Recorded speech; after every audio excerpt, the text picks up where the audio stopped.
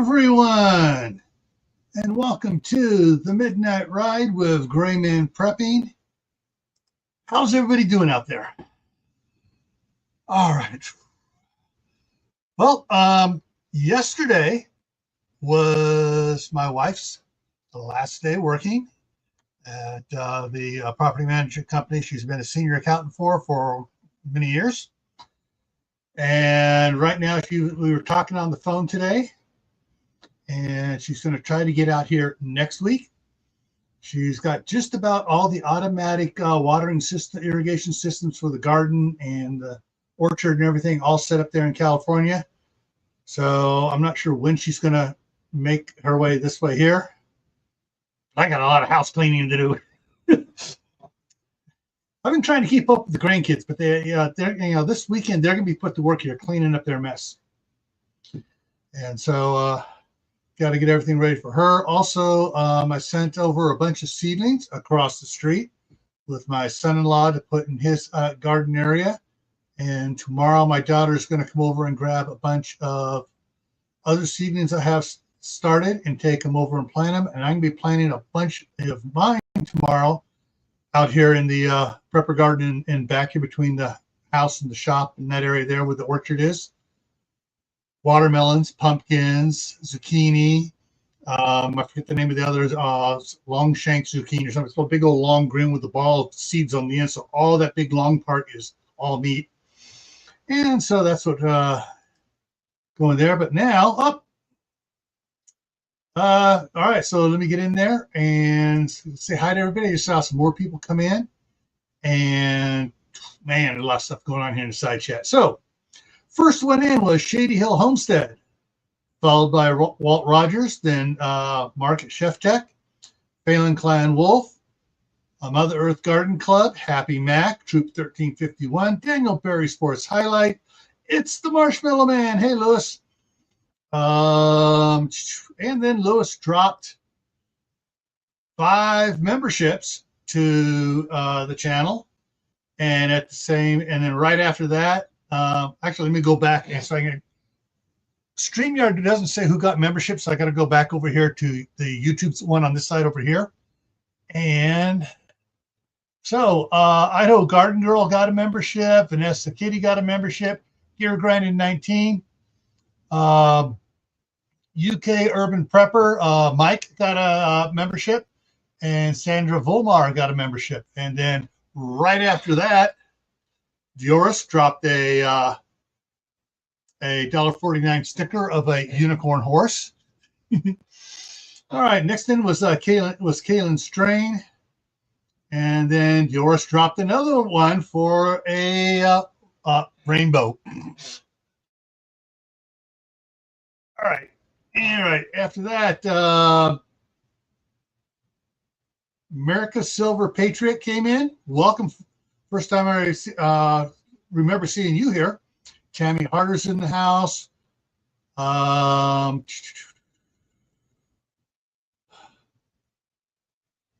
hang on.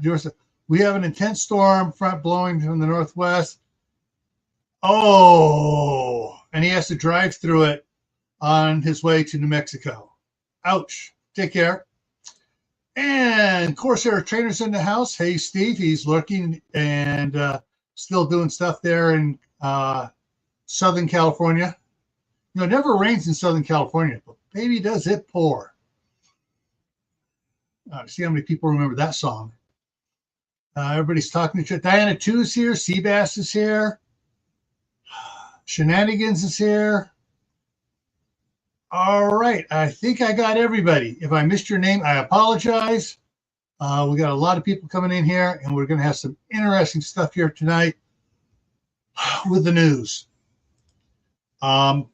Before I get into news, I want to thank Kaylin Strain and Suzanne Goulet for sending me a bunch of news articles. And so I got, I don't have just stuff from California. I have stuff from all over the country here of weird stuff going on. All right. So everybody, I got to be careful in this headline so I don't get dinged on it. So everybody knows about the fakeness surrounding the which didn't work. And what's the lion Fauci was saying, oh, it's going to totally protect you. I've had 6 shots and I've gotten it 8 times. Yeah. Anyways, they're now coming out with another one. Here's the headline: the reckless gamble of self-amplifying NRA. Okay, guys. Where was this from originally? Let's see. This was from Suzanne, and this was an article put out by Dr. Sherry Tenpenny, and it says a runaway experiment with no off switch. There's no way to turn this off once it's out there. And they're going, oh, it'll work. And she's going through here and just blowing it up. Let me see if I can find. It's actually in here. I'm going to see if I can find a link so I can drop it down in there for you guys. Is it going to load one up here? Yes. Okay. So let's see if this will fit in here. It may take a couple things.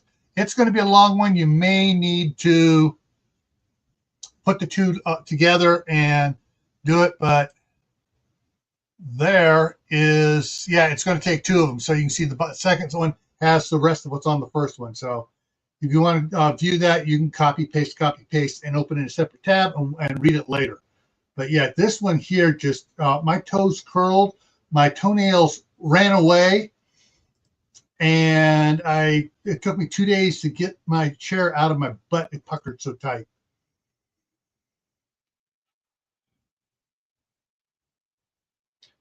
This next one has to go with, this is the headline, and this was from Suzanne. This is Focal Point Courageous Disclosures, and the headline is breaking: emergency room visits surge 20% among the teens. In other words, teens that got this. The study finds. So, yeah. And stuff lasting at least 6 months after they got the pokety poke. So that one's got a shorter one. This one's got a shorter one, I think. So let me get it in here and maybe see if it. No, it drops out to a real long one again too. Dang it. Let's see if this one will go in there. You guys really need to read some of these things. Is that one going to do one? Oh, that one fit in just one.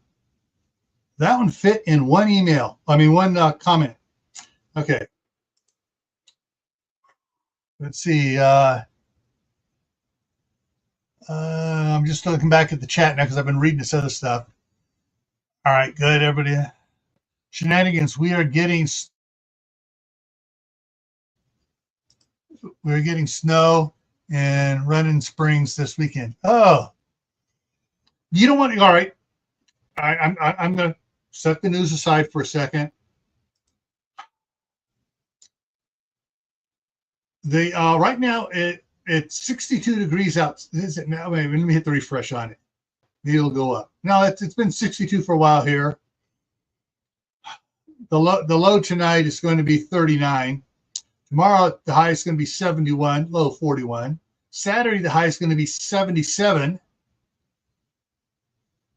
Sunday, the high is going to be 80 here.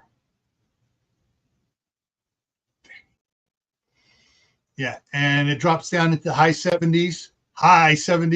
And then next weekend, Saturday and Sunday, it's 80 degrees here again. Yeah, everything I have is going in the ground. And if I need to, I will throw some old sheets out there over some stuff if it starts to get cold. But I don't think it's going to. All right. Get down. Ooh. First question the doctor asked, did you get it? Yeah. Okay, so those two articles are out there for you all to read. And so let's get up here and see the other ones here. Okay. This is another one. Infectious disease increased 1,500% nationwide. And what is this one? Oh,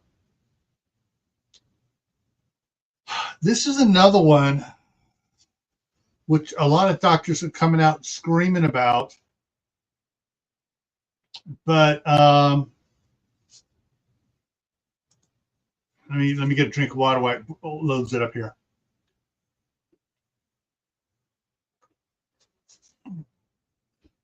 And so, and then the sub headline is this infectious illness can be life threatening in infants, young children, and leading to pneumonia, diarrhea, and brain damage. And this is pertussis, aka whooping cough rates. Here's the thing, and this is what several doctors have put out on studies. You can find the videos over on the Facebook Reels. And actually, hang on. Did I save that? Did I save one of those there? Hang on. I may just be able to give you the link to one of those Reels. Yeah. Okay. So basically, this is the Reel that talks about this. There's the link for that one. And basically, it talks about the stuff that we, that kids have been getting in their things and stuff. And it basically does just the opposite. It hides the symptoms, not the disease. So you got to be careful on that. So talk to your doctor about this. Watch the video there. Do some research. Talk to your doctor if you have kids that are going to be getting the. So, alrighty, let's go back. So yeah, anyways, yeah, basically I was just saying, yeah, when you get this, it actually weakens the immune system and gives you it, so you're always a carrier now, and yeah.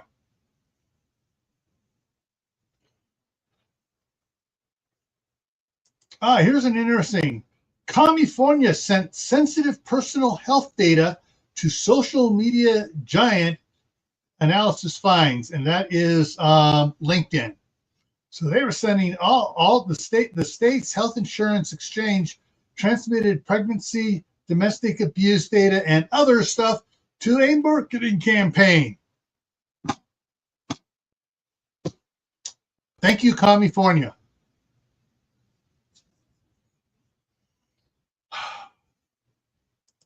You can't trust the demon rats at all. Next headline is, do you actually need real ID in California? Only if you want to fly. Otherwise, I ain't getting it. And when my wife comes up here, she's not going to get it here, even though she has it in California, because she had to have it for her for business, for flying. She ain't gonna be flying no more, so it's like, nope. All right, next one here. Megaquake could trigger sudden land collapse in California. For that headline, I would have to say, duh. And it goes, new study warns. The old studies warned it too, so. And so there's an article on the Patch Network, and this one was originally put out on. Come on, there it goes. It's loading. No, it was just put out by the Patch news system. Scientists reveal hidden earthquake threat lurking beneath California's coastline. That's Northern California's coastline, not Southern California's coastline, because that fault line in Southern California is on the east side of LA. Mim's Place. Hey, welcome.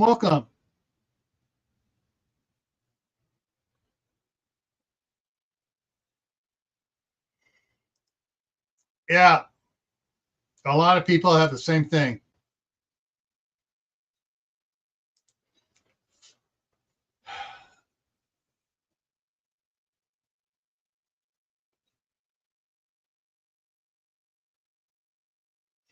Exactly. The great nuisance is pushing for social credit scores. Yeah, well, I'd like to push him and his aunt, Nancy Pelosi, for a long walk off a short pier.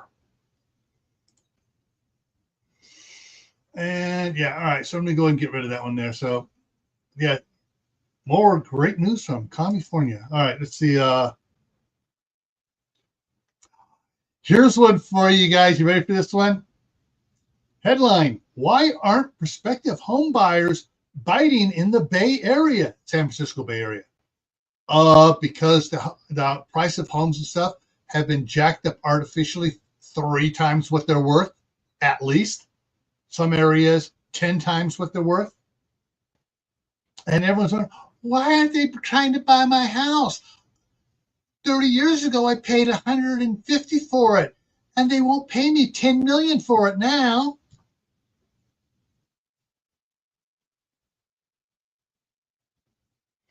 Hang on, what did Mark say? Shipping containers should be going cheap soon. Maybe, maybe not. I'm going to deviate right here for a second, folks. I saw some internet prepper 101. Welcome. I saw a couple of news articles on it saying that the Land of the Red Dragon is trying to get around the tariffs by opening factories in other countries south of them, still Indonesia and some others, and making the parts in China, shipping them down there, having them assembled down there. That way they are made in this other country and then shipped over here. So shipping containers may not be going cheap soon.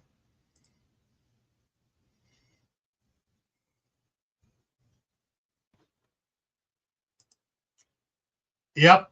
And also, Dr. Eric Berg has done the same thing, talking about, and not only just taking vitamins, but the proper vitamins, not the fake chemical vitamins.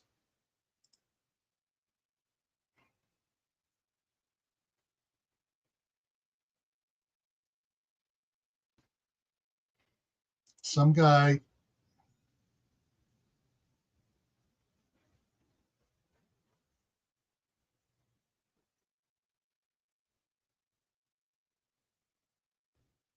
Yeah, exactly.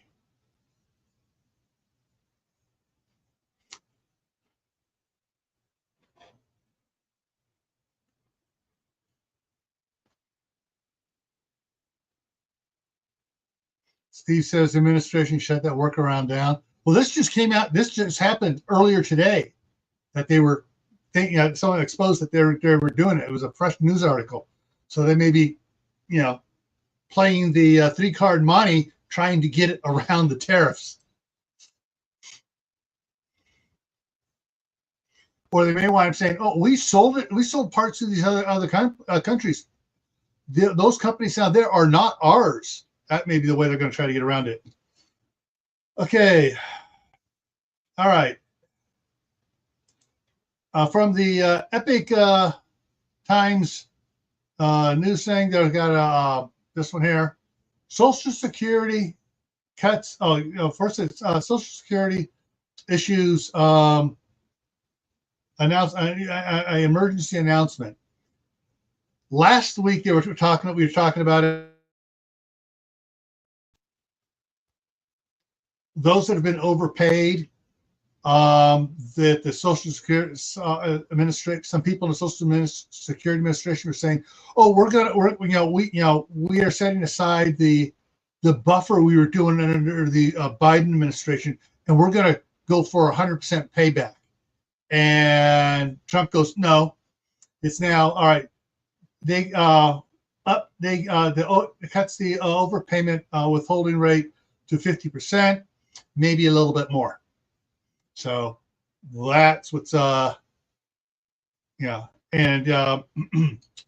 the word was that the people in the Social Security Administration that decided to do that, oh, we're going to charge them, make 100% payback, were appointees from the Biden administration. I'm not sure if they're still there or not. They may be ducking for cover to try to save their worthless jobs. All right. Okay, this one has been came up here on the 30th, yesterday. I mean, I got a lot that came in yesterday and today. Here's the headline: major shipping company to cut 20,000 jobs. Will California's facilities close? Yes. What's going on? This major shipping company is UPS, Brown. Brown was the number one client was Amazon. And since Amazon's rolling out its own fleet of deliveries and trucks and everything else, they're renegotiating their contract with UPS, and they're cutting it down to only 20% of what they used to ship with UPS. I'm not double checking. So basically, from if they were shipping a million packages a day, now it's down to 20 or 200,000 packages a day instead of a million.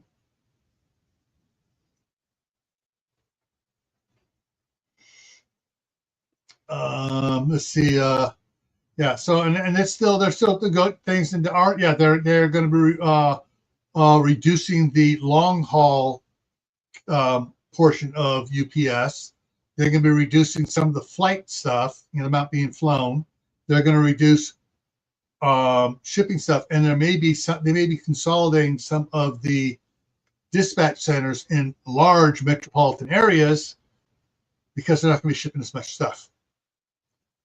But then again, things may turn around other ways here, so we'll have to see what goes on that. But yeah, so everything is still up in the air on that. Check news articles for UPS staff reductions.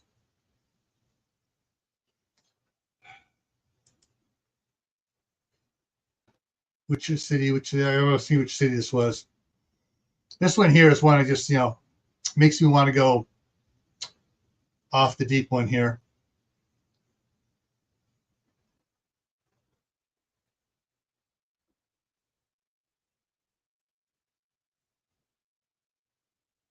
Okay.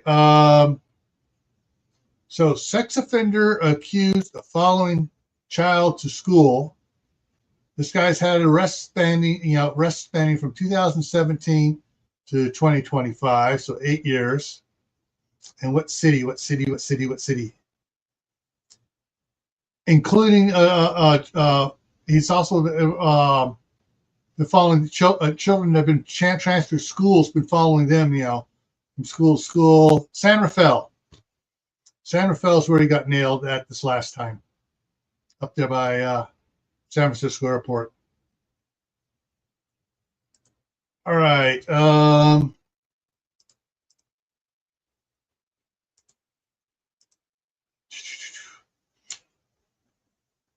All right. So Iowa, this was sent by Kaylin Strain. Iowa enacts law limiting cell phone use in schools. Cell phone use in schools, I have a perspective on it from when my daughter and son were in there. They required them to have a cell phone in class with internet access so they could do stuff in class as part of the class online. Now they're saying no, because a lot of the kids were pretending they were doing it, and they were opening up other windows and they were doing other crap they weren't supposed to be doing.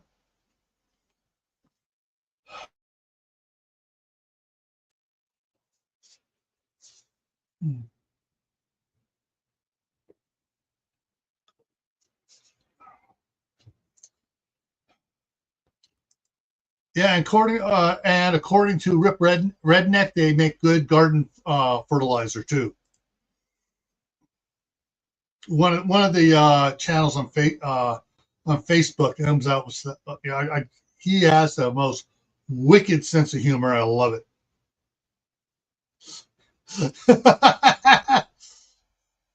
No, you got to call the maps now. Minor attract, yeah. Anyways, all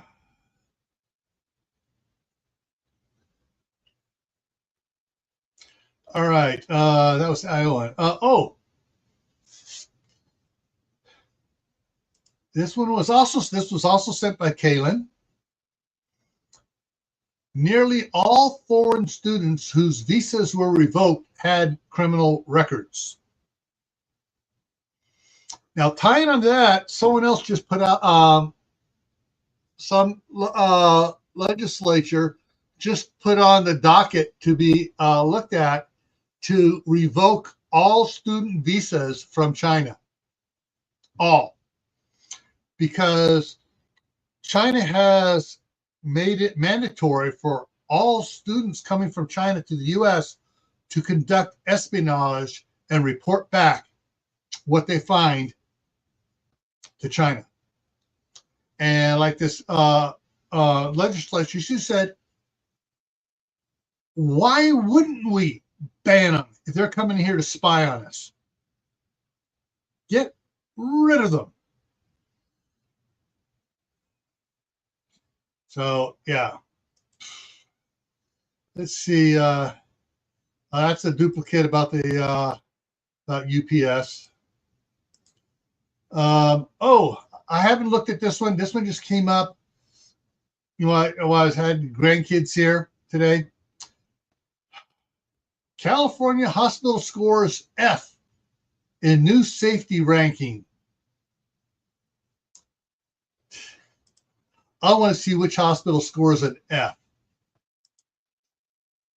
And it says, while 122 earned top ratings in California. So 122 earned an A rating, but dozens more didn't pass grades. Ooh. Let's see here. Runs all the A's. My God, I want to see the F's.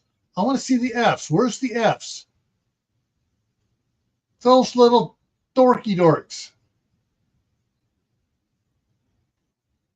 They listed all the A's, but they didn't dime out the ones, like they said in the title, they didn't dime out the ones that got an F. All right, finally, yeah, bitty, half a sentence on it. The only hospital to receive an F grade in California is Pacifica Hospital of the Valley in Sun Valley, which is basically Sun Valley, California, is down there on the edge of the San Fernando Valley and Burbank. So yeah, if you're on the east side of San Fernando Boulevard, where the Union Pacific tracks run, the Burbank Airport's on the west side. On the east side of that is Sun Valley. I should know. I used to live there.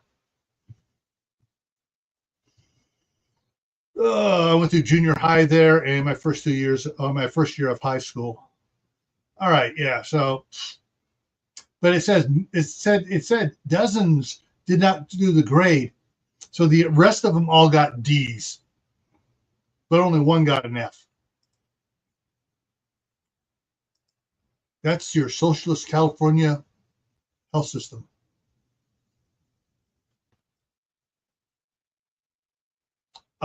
Here's another one. I got to be careful on this one here. I'm going to see if I can get this. Is another one from Focal Points, Courageous Discourses. So I don't know if you guys, let me put it up here. So this is at Focal Points, Courageous Discourse. That's the news group. And so this one here, new study, I'll let you guys just kind of read it there. From back at the height of the Red Dragon, when they had campaigns to get everybody the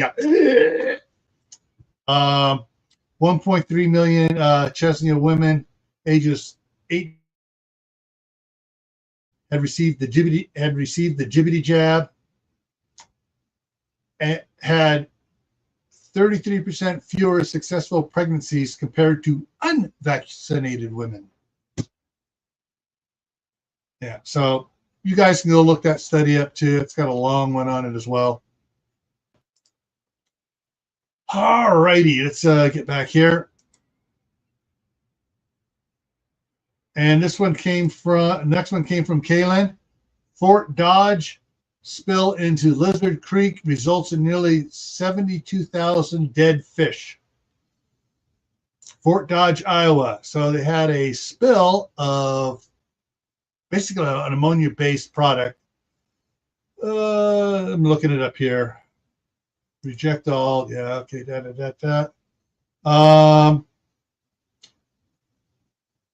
A fish kill reported from the Iowa Department of Natural Resources shows 71,933 fish were killed following a spill of a supplemental byproduct used as fertilizer into a creek near Fort Dodge, and that is a very high ammonia-based product. And it turned a lot of the river kind of a murky, greenish brown. And it went, so the majority of the fish, 62,620, were observed in the south branch of Lizard Creek. And then in the main branch of them were the majority of the rest. And then a few into, what river does it dump into here? Got to read it. I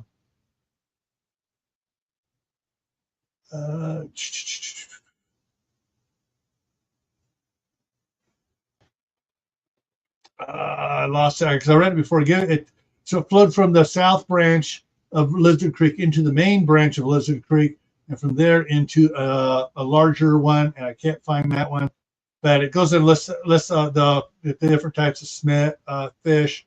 Most dead fish were small minnows, sinkers, dace, and chub. Other varieties include nearly 5,000 suckers, more than 2,000 rock and smallmouth bass, and 37 northern pike. And then down farther, it goes. Was it down farther? Did I go too far already? No. Down farther, it says Bayer. Oh, the Department of Natural Resources investigating wastewater spills in Boyer and South Skunk Rivers as well. So, yeah. Oh, a valve malfunction at the Smithfield Fresh Meat Corporations dumped 500 gallons of wastewater into the Boyer River. Wait, Smithfield, that's owned by China now. They've had all sorts of problems since China bought them.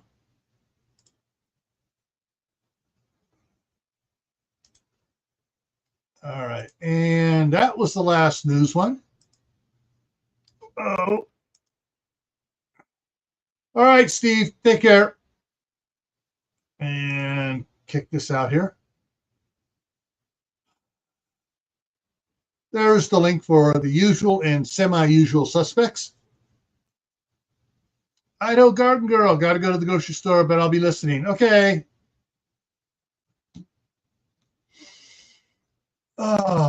Yeah.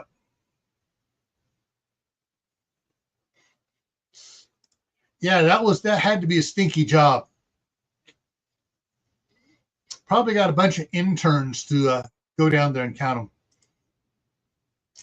CB is in the house.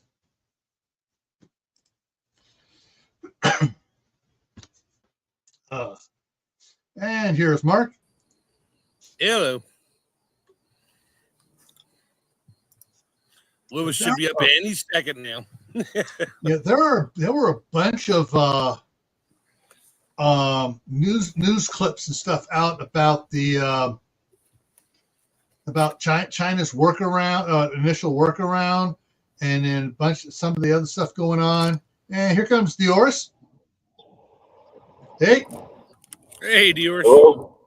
You driving right now? Sir. Yes. Ah, I'm actually bobtailing back over to the shipper so that we can go pick up one of the trailers. cool. Has the rain started on you yet? Yes, it has. It's already started. Rain's not the issue. It's the crosswinds. Yeah, the winds. Yeah. Because the wind's blowing in from the north. I'm going to be heading westbound on Interstate 40 from Amarillo, and I'm going to be fighting the wind the whole time. Yeah. And with when you get the side wind and the rain making the road a little slick, makes it so much more terrifying. Yeah. Yeah. It's like tacking a sailboat in a hurricane. Yeah. Yeah. And but yeah, there's I've had it. I've dealt with some really, really scary crosswinds with an empty trailer before. That's not fun. oh yeah. So at least this trailer will be loaded, but we had It's some really still high winds a couple months ago, or almost a couple months ago. They actually knocked out power in several locations. And some locations they just shut the power off because they're afraid that the high winds are going to bounce the transmission lines and some of the distribution lines and potentially cause a short circuit. Yeah. That's always bad. Fun to watch. Like the lines, they don't like those lines because there's so much electricity flowing through them. Even the distribution lines, they don't have to touch. They just have to get really close to one another. And the magnetic fields, the electromagnetic fields coming off of each line is enough for the electricity to just arc straight through the air into the other line. Just like when you see trees and they're growing really too close to a power line, they don't actually have to touch. Yeah. All they have to do is, they have to be only so close, and then the electricity coming off that line, the electromagnetic field's enough for it to just arc through the air and ground straight through the tree roots. I saw an interesting video today on that subject.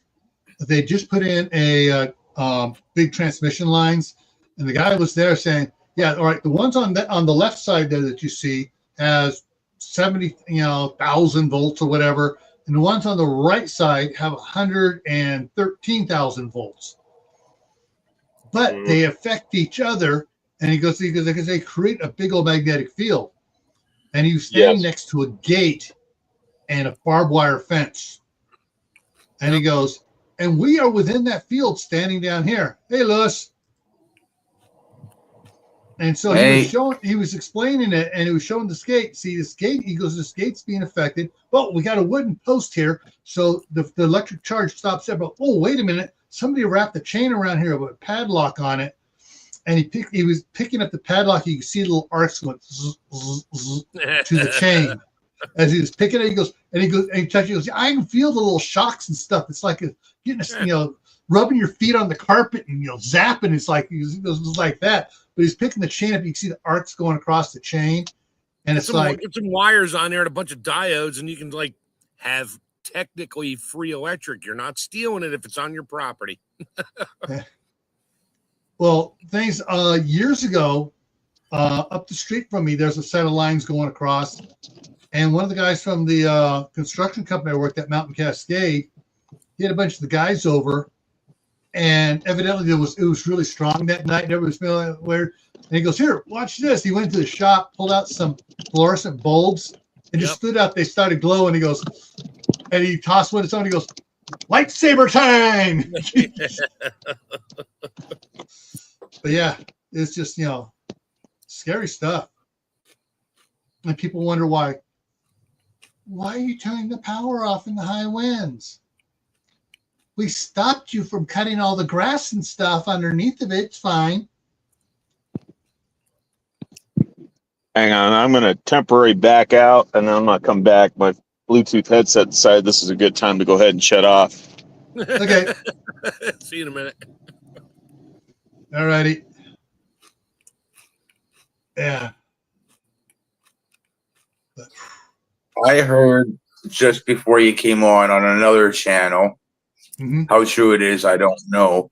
But they said they were talking about how everything was coming from the land of the Red Dragon, and Yep. and how there's going to be shortages in the States at least Yeah. because of what's going on between. That's a pissing battle. So as they don't want to pay the tariffs to send their stuff in, there's some, I've heard talks of some of the ships out in the ocean. They're just dumping the containers in the ocean and saying the heck with it, because they and other ones they're calling the shipping companies saying, hey, it's all yours, keep it. And they don't know what to do with it. But what's happening is all this stuff now, because there's no more demand, millions of people in China are now unemployed. Yeah. Because they're not manufacturing stuff, and that's backfiring on Xi pretty quick, because they got their economy's been tanked for a decade now. Yeah, and so there were several analysts out there saying, that they found that China has bought companies in Vietnam, Indonesia, Bangladesh. I'm trying to remember all the ones they said, but several, around. They've bought companies, and they're making products. They're making the parts up in China, selling the parts from the right hand to the left hand. So the left hand now buys the parts, assembles the parts, and since they're on lower tariffs, it's now made in Vietnam or made in Bangladesh or made wherever, and they're trying to ship them over. And that's not happening instantly though. That's talks, rumors. They can do it, but that's not going to happen tomorrow. Well, no, but some of the companies have already been bought, and that's how they found out about it. Right, they bought it, but they got to reset them to assemble these things to do the transfer stuff. And if it's news, everybody freaking knows about it. Yeah. So they'll keep an eye on that and be like, yeah, no. Yeah. So it's going to be.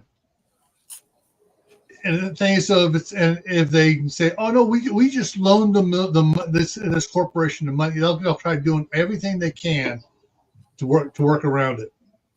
That's because they're corrupt. Yeah. Yeah. Well, that's everywhere. All right. Question: is it true that vehicle batteries that are parked under high tension wires go dead? I haven't heard that. I've never heard that.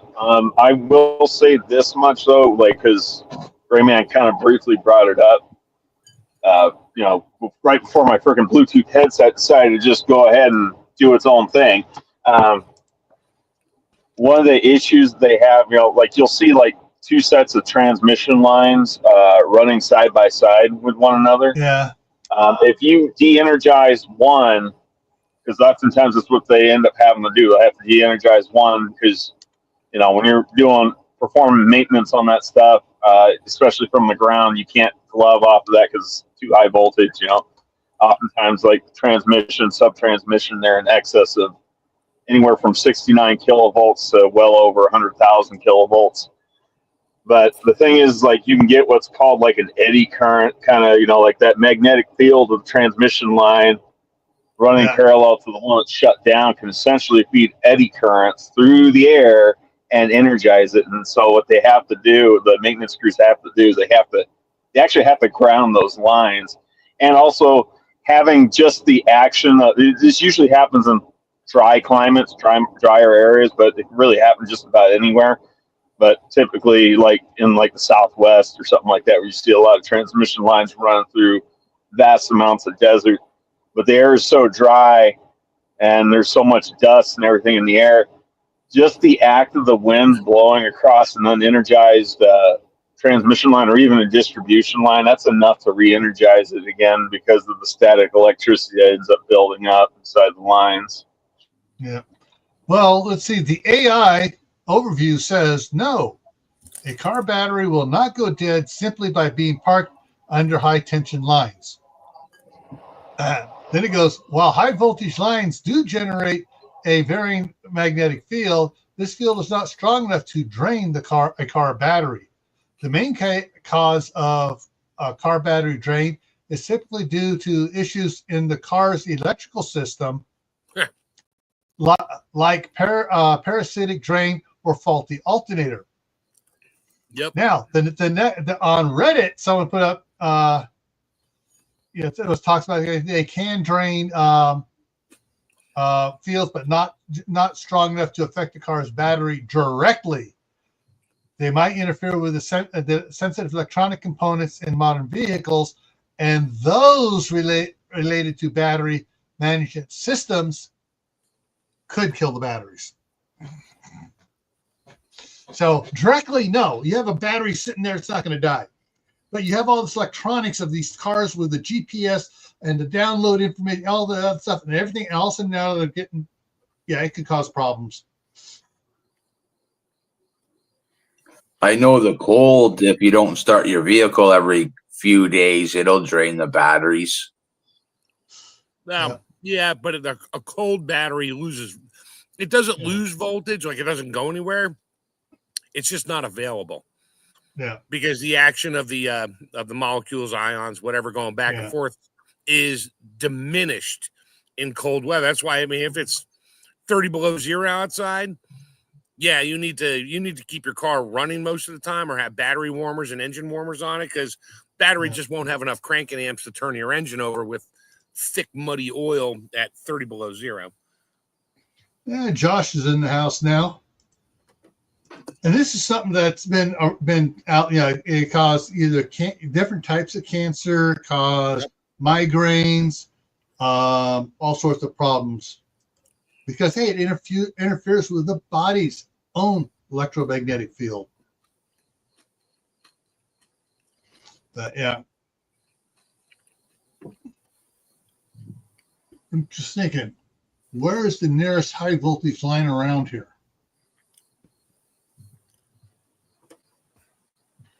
Miles away from me.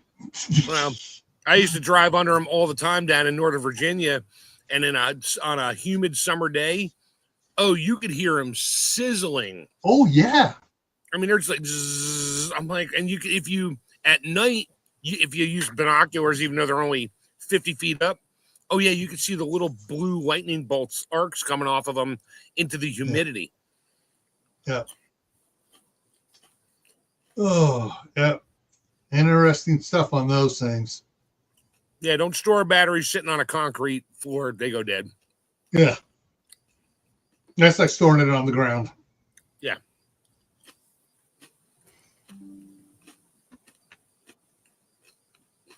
Oh, yeah.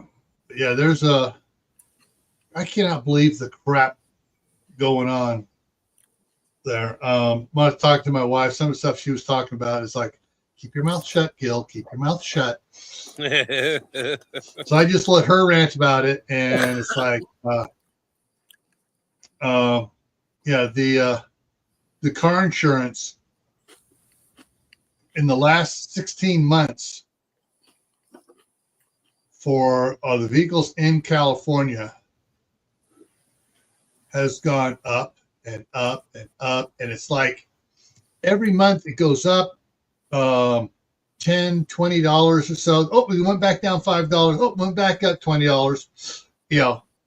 And so what was like $415 a month is now like $580 a month. And I told her, I did tell her, I go, hey, State Farm told me they do not charge extra if you put it on the credit card. And since we have Amazon credit cards, we get points. I put it. She goes, I don't spend points. Yeah, I know you don't spend the points like I do, but you do every now and then buy something big. Just let it build up till you buy something big, because the points don't go away. They stay there forever. I do something like that at Lowe's. I go in, buy whatever I need. I put it on my Lowe's card and I get the 5% off. And then I walk up to the other counter and pay my bill. And I just handed them a receipt. I said, I want to pay my bill. And they're like, well, you have no balance. I was like, I do now. And I give them $382.19 in cash. And they look at me. I'm like, that's how you save 5% by paying cash. Yeah. That you pretty much do the same thing over at like Cabela's and Bass Pro. Yeah.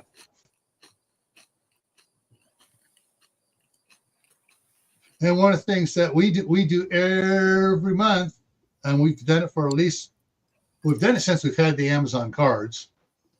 But even before then, I would say by the 6th month after we were married, paying the credit cards off totally. Yep. Boom. Just pay it off. Pay it off. Pay it off. KP Heathen, welcome. So yeah, it's one of those things of just you get the credit card, but you just use it like a debit card, but it has more protections because it's a credit card, and you just pay it off, monthly, so there's no interest on it. But it shows you had all these charges on it for your credit history. Oh, you had all these charges paid off. Had all these charges paid off, and it actually helps your credit score. I do. Yeah.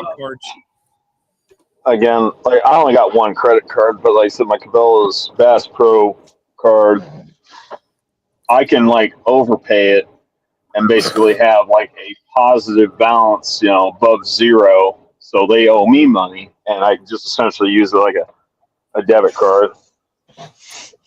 Yeah, I remember my dad telling me when he first got a credit card, he would take out money off of it, and when the bill came, he would just pay it back to improve his credit score or whatever. Yeah, if you're doing a cash advance on a credit card, they hammer you with and there's no like I borrow it and pay it back in a week. They hammer you with a fee now.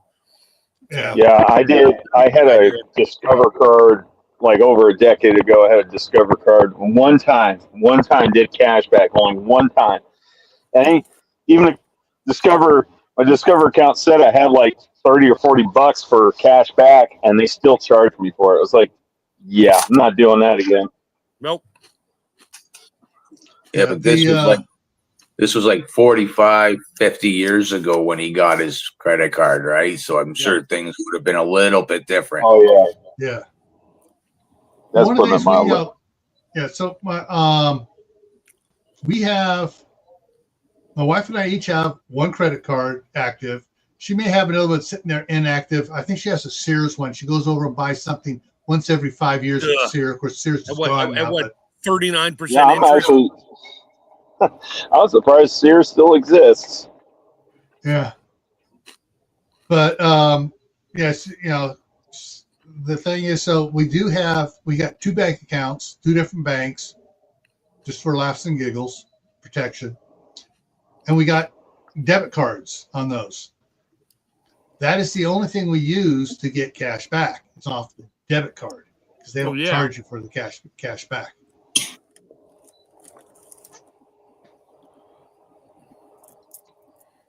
Sears credit is evil. Yes. Sears they'll haunt you for the rest of your life. The Bay or something like that is closing down. The Hudson Bay or something. They were Canadian. Really? Yeah, they were Canadian owned, and the States bought them out. Right. They've been going for like a couple 100 years or something like that, and they started in Canada as a trading, like an outpost trading thing, and they're liquidating everything and gonna be like something about creditors or loans and not being able to pay them off or something like that. Yep. Chapter 13 or whatever. Hudson Bay Company is a Canadian holding company of department stores. But it is owned by NRDC Equity Partners. Oh, that's the problem. They got bought up, and that's what happened. And who owns them? but BlackRock. Yeah. I still remember. I was 10 years old when this happened. I still remember the day when Montgomery Ward shut down. Yeah. Oh yeah. Yeah, I remember Monkey Ward's. We had catalogs from Monkey Ward's, Sears, and Spiegel. And in November, the Christmas catalogs came out. Oh yeah. And it's like, all right, guys, make a list. Here's the catalogs. Make a list of the things you want the most. And we make our list of what we wanted the most and everything. And we ordered it in numbers and stuff. And then, Santa saw our list.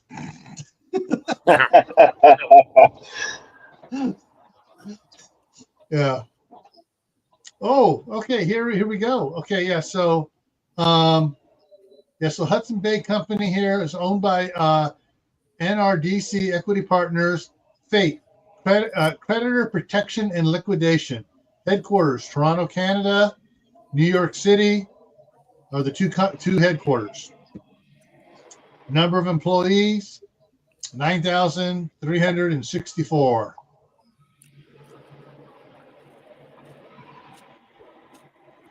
They can learn how to code, right? Yeah. Here's the thing, and Prepper 101 says these were the original internet. Yeah, those catalogs. If they had jumped on the internet and set up their stores like Amazon did immediately, yep. And as soon as Amazon stepped on the scene, and go, oh hell no, we're going to do this, and they went full hog on it. Amazon would have been buried. Yeah, well, Montgomery Ward's, part of the, there was a lot of different issues why Montgomery Ward's went out of business. But one of the issues was at that time, Amazon being a fledgling company, it was just barely starting to come online. And there was actually a lot of companies that were hesitant at the time. This is like before the .com bubble about wanting to get, get on the internet. And that's what happened with a lot of these companies. A lot of them that didn't get with the program of hey, let's get online shopping set up, or they waited too long and they ended up like I said, they ended up getting mowed over.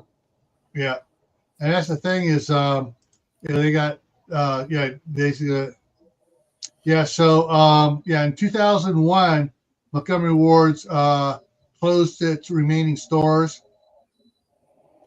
Target took over to still stay where Montgomery Ward's used to be. So Target bought out a lot of their the real estate that Montgomery Ward's had.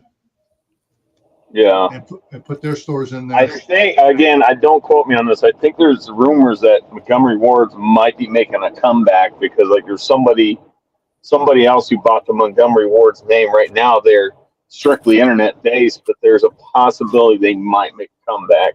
Not really counting on it, but Yeah, there is a Montgomery Ward's website, and it's wards.com. And come on, close that.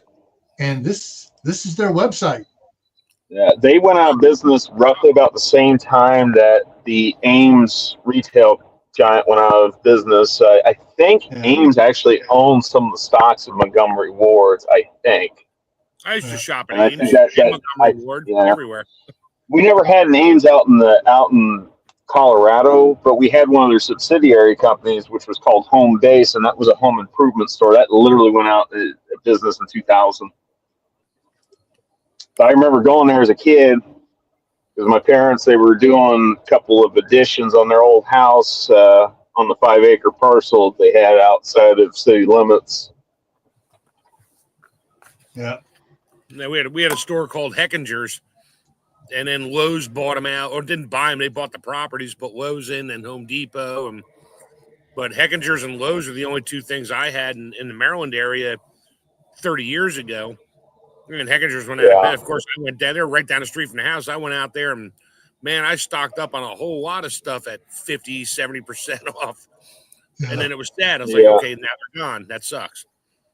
Yeah. Now, I don't know if it was on Gil's live stream or not, but one of the live streams, I finally remembered the name of that dang discount store, and I think they bought out like a lot of the Ames locations over there in the New England area. It's called Oceanside Job Lots. I don't know if you got any down there. Yeah, Job Lots and Big Lots. Yep.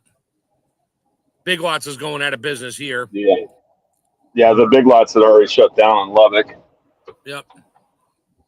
Yeah, Job Lots is New England. Big Lots, I think they're done. Big Lots problems started when they were originally called McFrugals, and some left-wing whiners, that's offensive to the Irish people, call it McFrugals.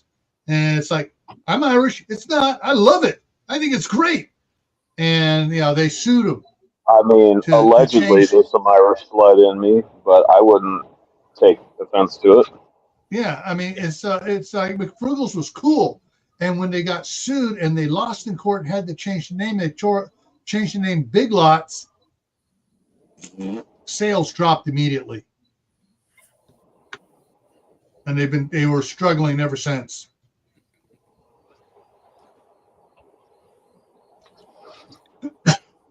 But yeah, my aunt back in the 60s used to work at Montgomery Ward's. I think everybody Concord, California back then. Yeah. Yeah, Montgomery Ward's and Sears. I don't remember who came out. I don't know if it was Roebuck and Sears that came out first, if it was Montgomery Ward, but they both came out like literally back in like the 1860s, 1870s. Montgomery Ward, 1872. Montgomery Ward's 1872.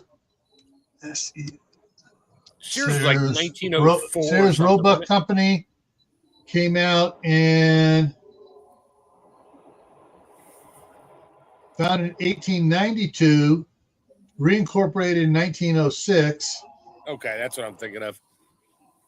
And hey, you could buy a house on Sears. My friend lives in one up in New York. Yeah. Pre-cut house. Yep. Yeah. Yeah, I'm gonna be mute myself because I gotta go out here. Gotta go out here and hook up this trailer. I mean, all righty.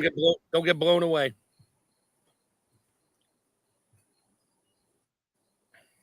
Okay, in 1889, Sears, and that was Richard Warren Sears, sold his business for $100,000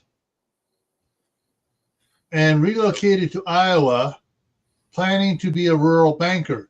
He returned to Chicago in 1892 and established a new mail order firm, again selling watches as with Roebuck as his partner. So that's when it became Sears, Roebuck and Company. Right.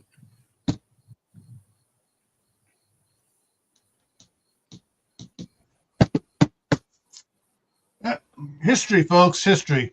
Yeah, and then they bought Craftsman, and now they're gone. So now Lowe's sells Craftsman and a few other stores. I think Kmart did for a while. DeWalt bought Craftsman. Right, but no, I'm just saying the Craftsman name. Yeah, it's still there in Lowe's, and I got a lot of Craftsman stuff. And then because Kmart was selling Craftsman stuff too when they were still around. They picked up the line as well. Let me check something here. I think Home Depot sells Craftsman too. Oh God, Finger Hut. Jeez, I remember that name. Finger Hut. Oh, yes. All right, there he is back. Ace Hardware, if I'm not mistaken, they adopted the Craftsman tool line too. Yeah. Yeah, actually, I think they do. Yeah.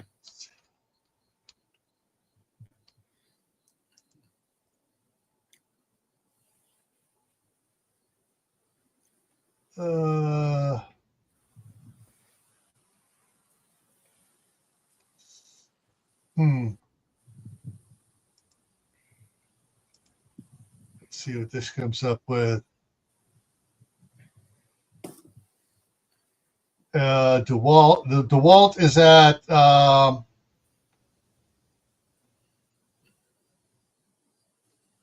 DeWalt is sold at Home Depot, and Craftsman is sold at Home Depot. Really? Because Lowe's carries Craftsman, a lot of it. Yeah, but then it's one of those things now that's being carried by a lot of companies. Yeah, it's like DeWalt, Hilti. It's like any other major one. Yeah. manufacturer's tools. Yeah, they yeah, sure, we'll carry it. Yeah, because hey, they know there are some people that are brand loyal, and if they carry a brand that they're loyal to, they'll come to their store and they might get something else as well. I am brand loyal to Craftsman when it comes to like their wrenches. They got good wrench sets. Yeah. Now the power tools, they're a little bit lackluster. They're not bad. They're better than buying a Black & Decker by a mile. Mm-hmm. Black & Record. Which DeWalt bought as well. Yeah. Yeah, they're Black & Deckers, they're Econobox. Which, look, Black & Decker on space, it's not bad. It's not bad. It's just, it's not good. I'll tell you that much. Back it wasn't meant for the professionals. The Black & Decker's meant for like the homeowner. That's about it. The homeowner light use. Back in the 60s, Black & Decker was a top line brand. Oh yeah. And then they got bought up and were relegated to the lower echelons, and they've been going lower and lower and lower ever since. I got a lot of Craftsman stuff. I think Milwaukee, I think it's Milwaukee Tools. I think they own Ryobi. Well, I did a thing on showing the thing. I don't know if I have it up here still. Yeah, you did that a while ago. All the tools and stuff, and it's like 5 companies own all these different tool companies. Yeah, but then you see they'll own Milwaukee, and Milwaukee owns this, that, and the other, and then some of those own some other ones, but it's all owned by 5 or 6 different companies. Yeah, BlackRock. That owns them. No, actually, that BlackRock doesn't own them because Hong Hing owns them. Oh yeah, whatever. Yeah.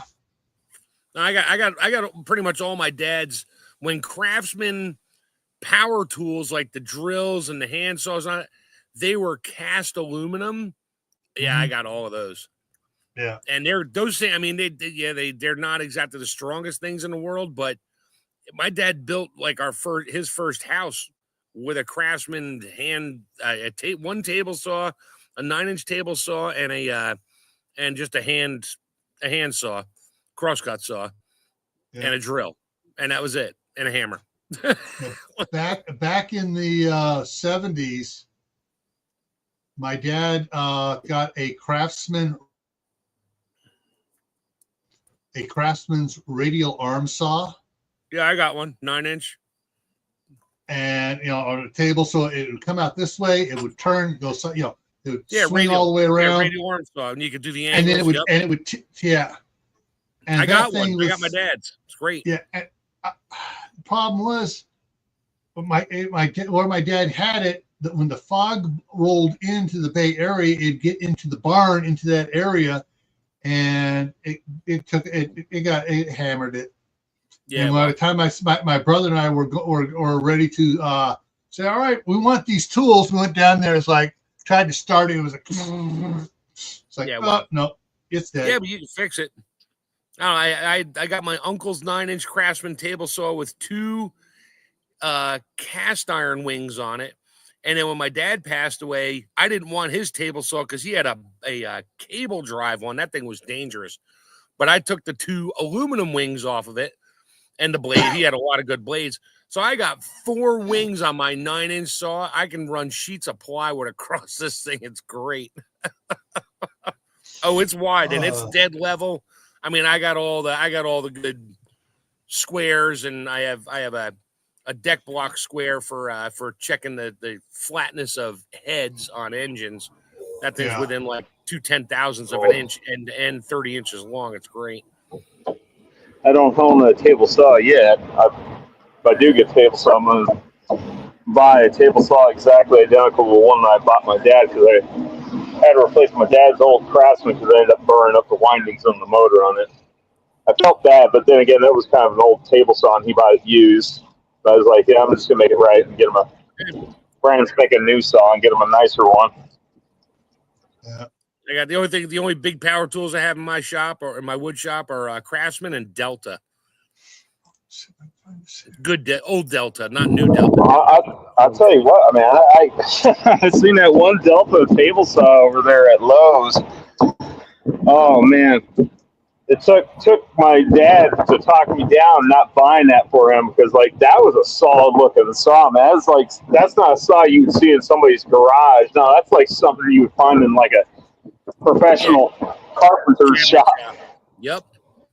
Yeah, it's got a big, like a thick sheet metal, big rectangular base on it. It's not on like some spindly looking thing with wheels on it, which is mine. Oh no, like I don't even think it's sheet metal. The one I was looking at, I swear it had to been some kind of forged steel or possibly cast something, you know. No, like it was solid. It's some pretty thick material. Yeah. All right, I'm going to share something here. I've got this one saved to my project list. This is a reel. And look at that table. I want to build that table. There you go. Everything's hanging upside down.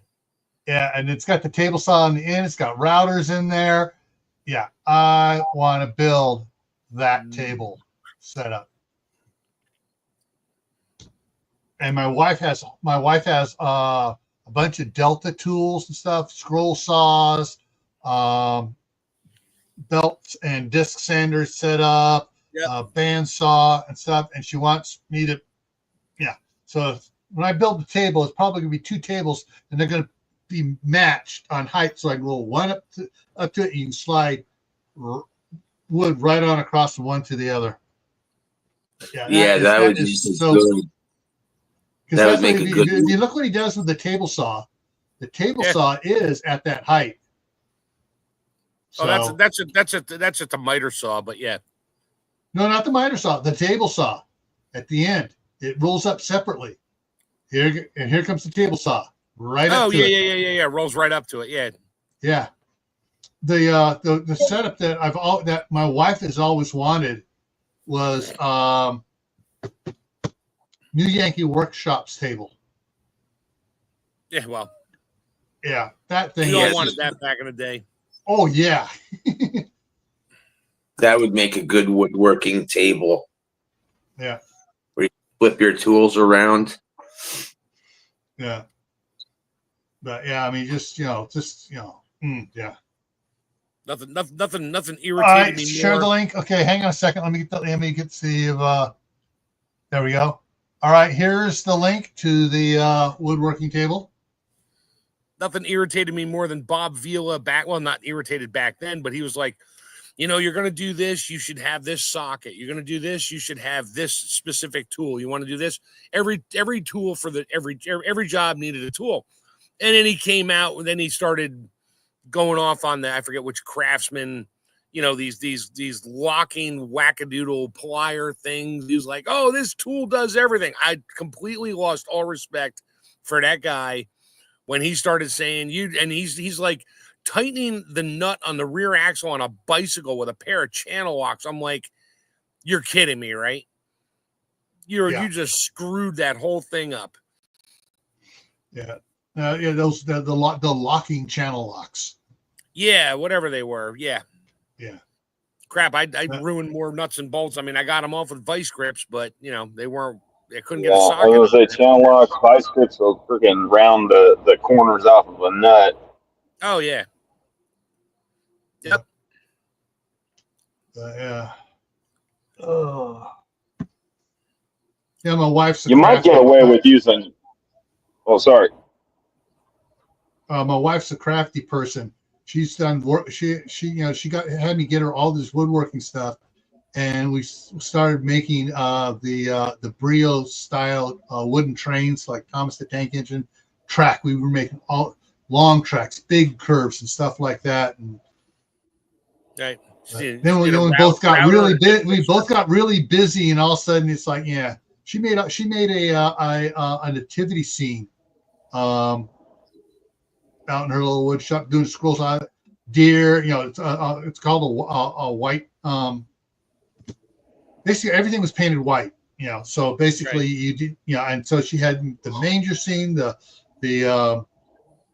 reindeer, Santa Claus, all that. Yeah, not reindeer, Santa Claus, but she had the manger and stuff. Joseph, and she had camels, and donkeys and everything else. And then she had the structure above it she made in it, and all just popped together for during Christmas time, and it would all slide apart and stack the rest of the year. Yeah. My dad had plans for he did a bunch of moose when they lived in Maine, where it had the legs and they had the slices in them where they would slide onto the body and then the head and then the antlers and then when the winter was over, he would take them down. They just stacked flat on a shelf somewhere. Trying to find something here. Do I I like this computer? Yes. Yeah, I like for myself. They don't make it like they used to furniture. Scout photos. I think I may have something here to show you.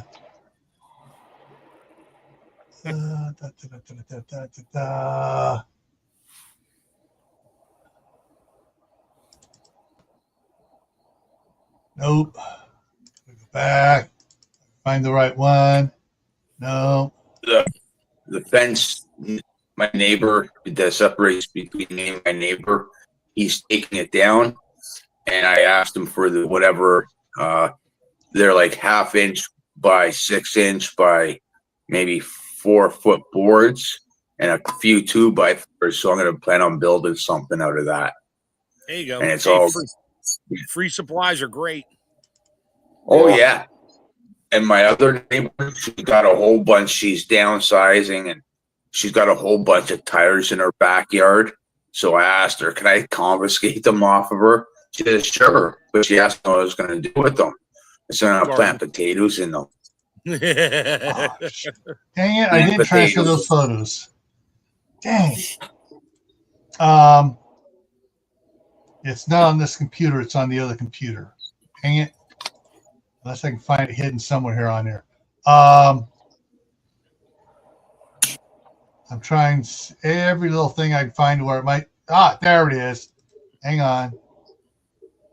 The right folder for it. I'm finding that tires, if you double stack them, are better to grow potatoes in because they'll push the dirt like every 2 or 3 years. You might have to empty them out because they'll push the tires. If you don't fill them right up, they'll push the dirt out into the tires. Yeah. Right.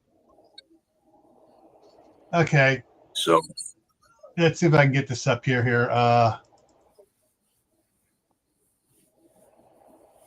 So some of the stuff, we had a haunted house. Come on, give me that. And so this is some of the stuff that she and I made. The door and stuff, the wooden door, everything else, and we painted it. But the one thing, we had pirate chests and stuff. But a magic crypt there and stuff. All the stuff. Where is it? Did I go by it? There. All right. This is this tree here is one that and if I see if I can find the front on it. The front of it on it's really cool. All right. You can see it. You can see it over here. She painted it all black. Then she cut out for the mouth and the eyes on it. And I think she has a nighttime shot on that. Let's see. So there it is there, but it has the flicker lights, in the eyes, and then some other orange lights down below that you can't see in it. And we still have that tree. And she made this the same time, the same year she made the manger scene. Nice. Was this the same haunted house that you guys were talking about? You put together with duplex nails. This was many years later. When we started it in I was 11 years old, born 57, so that would have been 68. Was the first haunted house we did, 1968. And that was down in Southern California. And then we moved to Arizona, set everything up there, moved up to Northern California, about a mile, not even a mile, half a mile away from this house here. But made all sorts of coffins coming out of the ground and stuff. This is the scout doing it, working on it. That's not what it looks like from the roof, but yeah, all the coffin. This coffin here, Dracula's magic coffin. She helped build that one. Basically, you open it up, and it's got black satin lining inside of it, and it's empty. And the guide goes, Dracula left this coffin open. He starts closing it, and just as it closes, the back satin is actually a split, and Dracula comes through it. So as soon as it's closed, he throws the door open, and college students go, ah! And the girls look at the guys and go, really? Yeah, this was the year they did that, because this was right there at that point where the college dude was acting all macho up to that point there, and then he screamed like a sissy girl. And everybody, we had 5 guides, so we have five groups going through, being guided through, and everybody just kind of stopped and looked and go, "What the heck was that?" Yeah. We got a screamer. No, we got a screecher. A screecher. But yeah,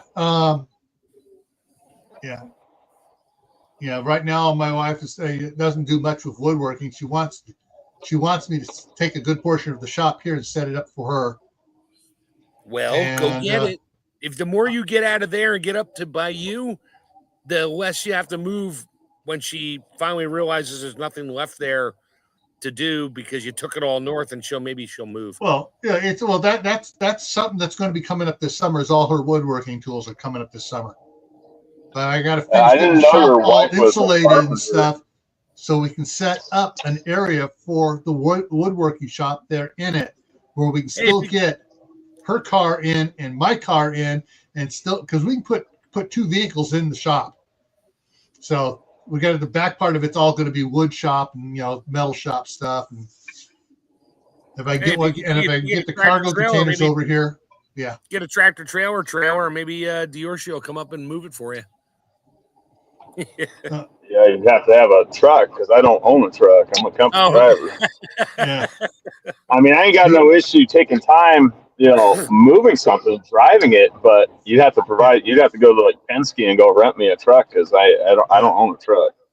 Well, so we got the trailers, and so this summer I'm probably going to go make a trip down there, bring some stuff back in my car, some of the small stuff in my car, and then take the truck and trailer down there 2 weeks later or whatever, and load it up with everything we prepped, and make another trip for up here with that stuff. But I need to get. Hopefully she makes it up here next week, and she's up here for at least a week, 10 days, and we can, because there's a lot of stuff that takes 2 people to do out in that shop, and so we get that finished off, and then we can start doing the. Then I can start building the workbenches for her, and get stuff up here. Well, I mean, I guess if I end up going up that way for some reason to go help set up a wood shop, at least give me an excuse to go swing by that military surplus store, which is, I can't remember where the heck that was at. Was that in Idaho Falls? Close. It's I don't know if it was like near Rexford or something like that. I just remember there was like a Pilot truck stop and a Love's truck stop. And I remember they sold parts for $1.50 trucks. Yep. So where it is up by Shelley. Let me get this up here and I'll show you exactly where it is. Come on, map. There we go. Okay, so let me make it simpler. There we go. Okay, so here's Basalt where I live at. And up the road here is Shelley. And right over here should be, is it this one or the next one up? No, it's the next exit up. It's the second exit up, I think. Yeah, second exit up. Yeah. So up there. There it is, I think. No, crap. Damn it. It's right off of Shelley, though. A little further. Oh, there it is. There it is. Lowe's Travels Army Surplus right there. A big one. Jeez. And yeah, and they got Army Surplus Quonset huts. They got Jeeps. They got all sorts of cool things. And let me see if I can get down here on it. And dang on, truck in the way. Let me go back one. Yeah, truck will still be there. Yeah, but the thing is, if he's passing the truck quick, yeah, dang it. Go further up. Maybe he gets in front of it. And it's gone. Don't you hate that? No, there it is. Still there. Still there. That place is massive. It is. It is friggin' massive. And they took it down. They used to have a World War II Willis up on a pedestal up here. Oh, there it is. There it is. Oh, they changed it out. They got the little track. They got the track one up there now. But yeah, and they got all sorts of pieces there of equipment. Yeah. Oh yeah. I've been banned from going in there without my wife. You mean your wife banned you from going in there without her? Yes. There's a World War II motorcycle there. So yeah, they got I mean, yeah, this place is absolutely phenomenal. Right off of Highway 15. And that is the hang on, let's see if I can move forward a little bit. Dang it. Wrong forward.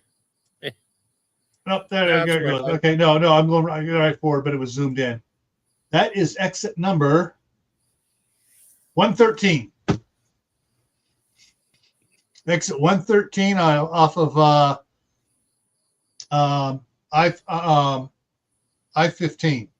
Also US 26 as well. But Dior's bailed. He fell off. Probably lost signal. I'm watching for him to come back in, but yeah, that's that place is absolutely humongous back there. Yeah, that's only 8 miles from my house. Ooh, that's frightening. Yes, because Shelley's 4 miles from my house, and then to get to Shelley, a mile farther is the exit is the road that goes over to it, and that's about 3 miles off. Not even 3 miles, it's maybe 2 miles from Shelley on the road to get to that. And it's like, yeah, I do not go over there because I get melancholy because I can't buy everything.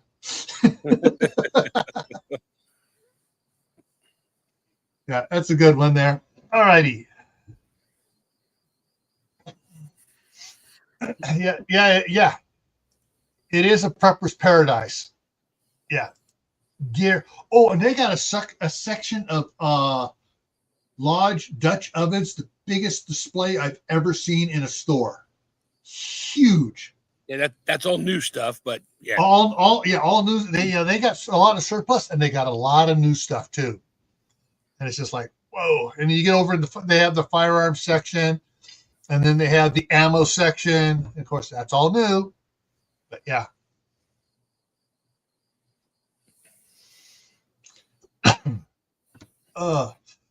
Remember the old Saturday Night Live?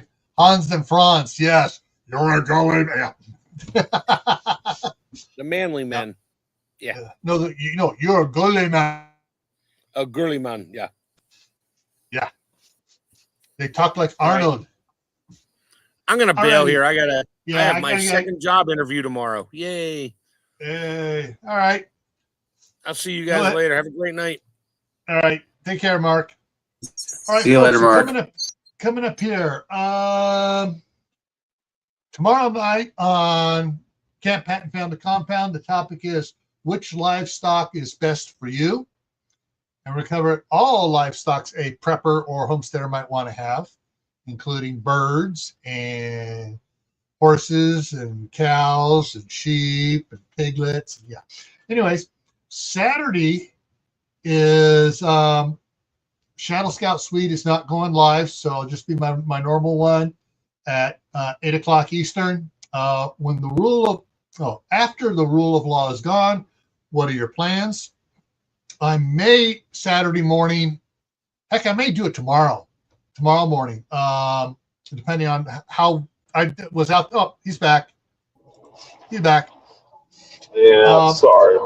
Yeah. I ordered another 8 gallons of 45% vinegar, and I've been using it to kill the weeds because it's biodegradable. It's not like Roundup, but it kills better than Roundup, and it's natural. And it also brings the soil pH closer to 7. But I've been spraying a lot of it out in the garden area, getting rid of all the weeds and stuff.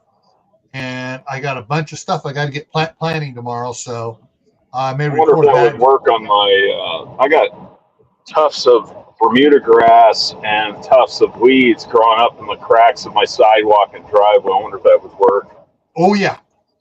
On the front porch walkway here, it comes up to the front steps. I get the pigweed growing up in there. I get the I even get Kentucky blue, and I get other grasses growing in. Spray it. It's dead for a while. Morning Glory takes usually several sprayings during the summer because I'll spray it and it dies down the root, and then from 5 feet down the root comes back up again. I got to spray it again, and but the Bermuda grass, it would kill it pretty good. Yeah, like I said, I like Bermuda grass. I just don't like it growing in the cracks of my sidewalks or in the cracks of my driveway. It also screws with ants too. Really? That powerful stuff. Vinegar that powerful. It sometimes it just outright kills them, but it totally messes up all their senses. And because ants go by scent oriented. Scent, yeah, and so they're. But I've sprayed it on some ant hills, and instantly no more ants. Whether the ants vacated at night or whether I killed them all down in the ground, I don't know. But this is the 45% stuff. Let me. Where do you get that stuff? Can you get it at Walmart? No. This isn't Bragg's, is it? No. Bragg's apple cider. No. Here we go. And we're getting it up here. Amazon. And the cheapest is getting the 8 gallons at a time. This is 45% pure vinegar. Huh. And so what's the brand? What's that brand? I can't. I'm having to look them. The brand is Bell Chemical, BELLE Chemical. Huh. And I've shared it before on a couple of my other videos and stuff, but right now it's 8 gallons for $140. Do the math, but it's cheaper. I wonder how good that stuff is on roaches. Well, all I know is that we have these black jumping spiders around here that you hard in heck to kill, and I nailed one today. It jumped. I squirted it. It jumped again. I squirted it, caught it in midair. It hit the ground. It started twitching. It, sprayed it again. It died. Nice. Yeah, because I think I'd feel a little bit better using that versus using Raid. Raid, at least on the cans, it's supposed to be formulated not to be harmful for pets or children, but I wouldn't want to, test that out personally. Yeah, I haven't tested this on a wasp net or hornet's nest yet, but it did work for a in the ground yellow jacket nest that was there, and then when they took the trees down, I just went out of there and I just started pouring the whole gallon on it, and it started soaking in. Next day there was nothing coming out of that hole. Whether they survived and left, or whether it dissolved their wings off Hornets, or whatever. Yeah, I was gonna say hornets and wasps and bees, like they're all sense oriented as well. Yeah. Well, I should say pheromone oriented. Yeah. Hey, Howie was talking about using like biochar to keep the unwanted insects out, away from your house, sprinkling it around your property or something like that. Yeah. So anybody's interested in this, I'm dropping the link here in it for it. So you guys can get it. This is, you can get it in a gallon, expensive. 2 gallons, a little bit cheaper. 4 gallons, cheaper. 8 gallons, a lot cheaper. So, but yeah, they're, oh, wait a minute. What the heck? Oh, all right. Never mind. The 12 gallons is the same price, 14 cents per fluid ounce. Okay. Yeah. So once you get to 8 gallons, it doesn't get any cheaper. But yeah. Cool stuff. Yeah, like I said, I periodically every now and then I have to deal with roaches every now and then. They're not as bad as they once were when I first moved into this house, but I got it all under control. There's another type of acid. Can't remember it. It's a powder, and they used it in the is it boric acid? Could be. They used it in the cafeteria at Diablo Valley College when I worked there when I was 7. Just after I got out of high school, I was working for the campus police as a student, and so we'd have to let the exterminators in on the weekend, and they'd go out with this little powder thing and start putting powder behind the stoves and stuff, and the roaches would crawl across it and pop, and that would be it. Sounds like boric acid, because that's what Chef Tech was talking about not too long ago. Was boric acid. Yeah, I think that's what it was. Plus, there's no smell with it. There's no smell with it. Yeah, it doesn't borax itself make boric acid. I'm not sure. Let me look. I'm going to look that up. Boric acid. Because I've got boxes upon boxes of borax that I had plans of sprinkling around my yard as a Hail Mary if I could get the roaches under control when I first moved into this house. All right, boric acid powder.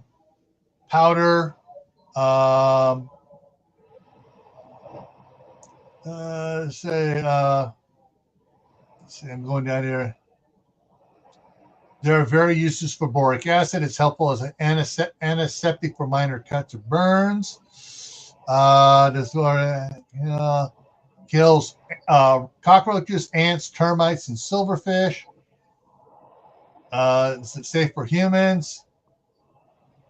Boric acid is not safe for humans to ingest or inhale in excessive amounts. So, but if you're not inhaling it, you just wash it off.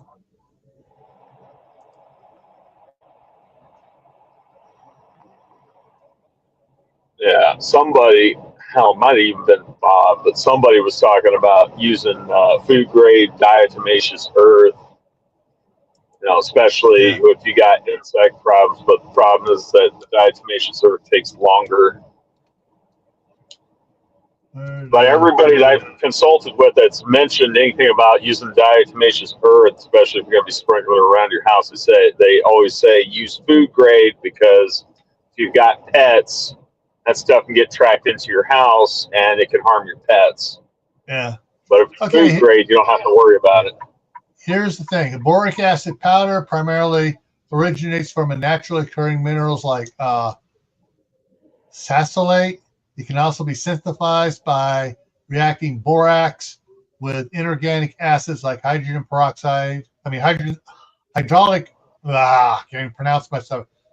Hydrochloric acid or sulfuric acid. Additionally, it can be a byproduct of the hydrolysis of boron, whatever. Anyways, but yeah, they make it from borax.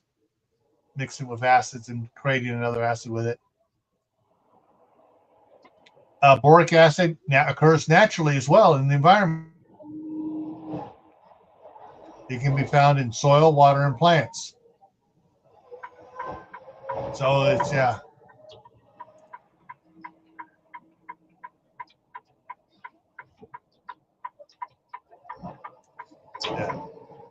Anyways, yeah, so where was it? Oh, back to the what's coming up here, guys. Coming up here. Saturday is after the rule of law is gone. Monday on Camp Patton Family Compound, we're going to be talking about canning apple juice. That's where we're starting at. We're going to go from canning apple juice probably to applesauce and see where it goes with what everybody wants to hear about on Monday. Tactical Tuesday, readdressing something from 3 years ago, being the gray man. What does it mean? And that brings us back to the next midnight ride.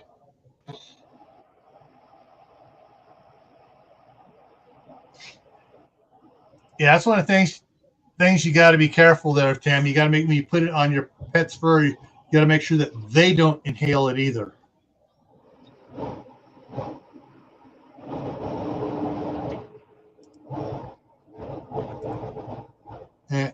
My daddy used to drive the 20 mule team back in the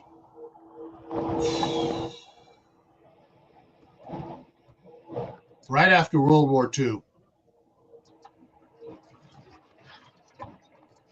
As he was riding on it as a teenager, and then in his early 20s he was a solo driver on it. My dad had it. I wish I could go back in time just to watch my dad in his youth. From everything, all his stepsister, all the family said the crap my dad used to do before he got settled down and got married was amazing. All right, folks, we're going to wrap it up here now, and I got to go close up the windows now. It's finally cooling off in the house. Yeah. All right, everyone, take care, and we'll see you tomorrow over on Camp Patton Family Compound for what livestock is best for you. Take care, everyone. Thanks for having me on.